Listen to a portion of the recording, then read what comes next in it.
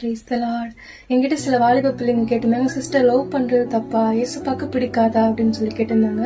எனக்கு அது சரியா தெரியல. ஏன்னா பைபிள் ஒரு வார்த்தை கூட்டியுமே குறைச்சுமே சொல்லக்கூடாதுங்க, தப்பு.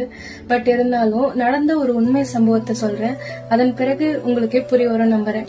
பழைய ஏற்பாட்டு காலத்துல இருந்து மேசியா வருவார்னு சொல்லப்பட்டிருக்கும். அதனால அவர் ராஜாவாக வருவார்னு சொல்லிட்டு நினைப்பாங்க. ஆனா அவரோ நம்மை போல ஏழை கோலம் எடுத்த இயேசுவாக மாட்டு கொட்டகையில கன்னி மரியாளுடைய வயிற்றில் அவர் பிறந்தார்.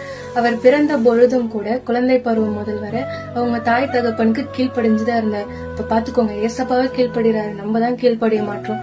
அதன் பிறகு அவர் ஞானஸ்தானம் பெற்று 40 நாள் உபவாசத்துல இருந்தார். அப்போ ஆவியானவர் மூலியமா அவர் வனாந்தரத்துக்கு போகப்பட்டார். அப்ப சாத்தான் அவர் சோதிச்சான். இந்த மாதிரி கல்ல நீங்க அப்பமாக்குங்க, அங்கிருந்து தாள குதிங்க, தூதர்கள் உங்களை தாங்கி பிடிப்பாங்க.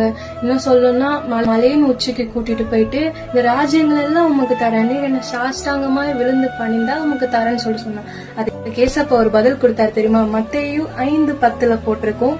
அப்பொழுது இயேசு, அப்பாலே போ சாத்தானே, உன் தேவனாகிய கர்த்தரை பணிந்து கொண்டு அவர் ஒருவருக்கே ஆராதனை செய்வாயாக என்று எழுதியிருக்கிறதே என்றார். சொன்ன உடனே அவன் பொட்டி பொட்டி கத்துக்கிட்டு கிளம்பி ஓடியே போயிட்டான். பிறகு அவர் பேதுருவை சந்திக்கிறாரு.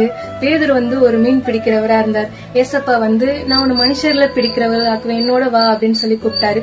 அப்ப பேதுரு அவரோட போனார். 12 சீஷர்களை அவர் அழைத்தார். ஏசப்பா கண்ணு தெரியாதவங்களுக்கு பார்வை அளித்தார். மரித்த லாசுருவை அவர் உயிர் தெழ செய்தார். இன்னும் சொல்லணும்னா குஷ்டரோகிகளை பார்த்தாலே எல்லாம் மூக்க பொத்திட்டு போவாங்க, நாத்தடிக்கும்ட்டு. ஆனா ஏசப்பா அதை பாராம அந்த குஷ்டரோகியுமே தொட்டு அவர் குணமாக்கினார். இப்படிப்பட்ட காரியங்கள்லாம் அவர் செய்யறப்ப ஏசப்பாவை பிடிக்காத ஒரு சிலர் இருப்பாங்கல்ல, அவங்கெல்லாம் இவர் சாத்தானே ஒரு மனுஷங்களை விட்டு துரத்துறதெல்லாம் பார்த்துட்டு இவன் சாத்தானுடைய ஆள் போல, அதனாலதான் இவனால இதெல்லாம் செய்ய முடியுது எப்படியெல்லாம் இவர் பேசுறப்பையும் அப்புறம் கல்ல தூக்கி அவர் மேல எரிஞ்சாங்க. அவர் போற இடம்லாம் அவரை காரி துப்புனாங்க. ஆனா இந்த சமயத்துல நம்மளா இருந்தா என்ன பண்ணுவோம்னு யோசிங்க. ஆனா ஏசப்பாவோ அமைதியா இருந்தார்.